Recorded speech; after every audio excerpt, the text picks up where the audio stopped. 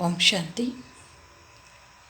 ವಿಶ್ವ ನವನಿರ್ಮಾಣಕ್ಕಾಗಿ ಮಾಡಬೇಕಾದಂತಹ ಪುರುಷಾರ್ಥ.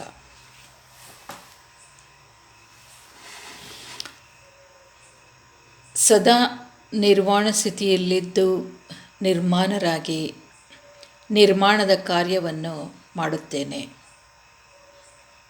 ಇದು ನಮ್ಮ ಪ್ರತಿಜ್ಞೆಯಾಗಿದೆ. ಅಂದರೆ ನಮ್ಮ ಸಂಸ್ಥೆಯ ಉದ್ದೇಶವೇ ಆಗಿದೆ ಪರಮಾತ್ಮನ ವಿಶ್ವ ಪರಿವರ್ತನಾ ಕಾರ್ಯದಲ್ಲಿ ನಾವು ಸಹ ಸಹಕಾರಿಗಳಾಗುವುದು. ಅದಕ್ಕಾಗಿ ವೈಯಕ್ತಿಕವಾಗಿ ಸ್ವಯಂ ಪರಿವರ್ತನೆಯ ಅವಶ್ಯಕತೆ ಇದೆ.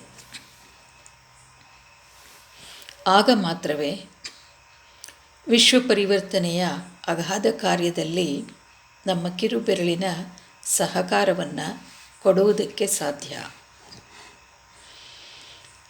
ಅದಕ್ಕಾಗಿ ನಾನು ಮೊದಲು ನಿರ್ವಾಣ ಸ್ಥಿತಿಯಲ್ಲಿ ಸ್ಥಿತರಾಗುವ ಅಭ್ಯಾಸವನ್ನು ಮಾಡಬೇಕು. ಅಂದರೆ ಈ ಶಬ್ದದ ಪ್ರಪಂಚದಲ್ಲಿದ್ದರೂ ಸಹ ಇದರಿಂದ ಯೋಗಿಯು ಧ್ಯಾನದ ಸಮಯದಲ್ಲಿ ಹೊರಗಿನ ಪ್ರಪಂಚದಿಂದ ಮನಸ್ಸು ಹಾಗೂ ಬುದ್ಧಿಯನ್ನು ತೆಗೆದು ಆಂತರಿಕ ಸ್ಥಿತಿ ಅಂದರೆ ಆತ್ಮಾನುಭೂತಿ ಸ್ಥಿತಿಯ ಅಭ್ಯಾಸ ಮಾಡಬೇಕು. ದಿನನಿತ್ಯವೂ ಅಭ್ಯಾಸ ಮಾಡುವುದರಿಂದ ಸಹಜವಾಗಿ ನಾವು ನಿರ್ಮಾಣರಾಗುತ್ತೇವೆ.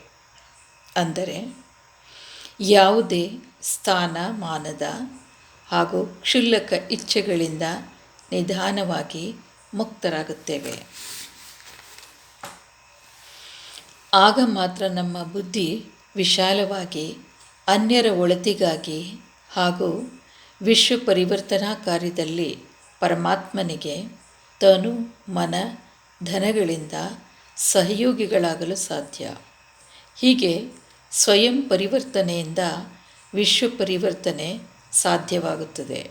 ಓಂ ಶಾಂತಿ.